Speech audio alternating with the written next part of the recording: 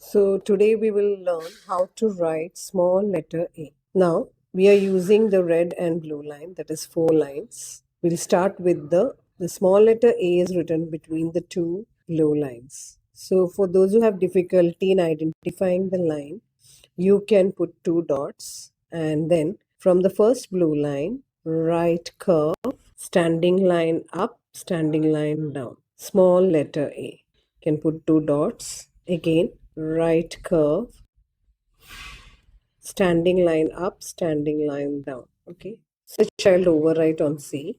That is right curve, standing line up, standing line down. Right curve, standing line up, standing line down.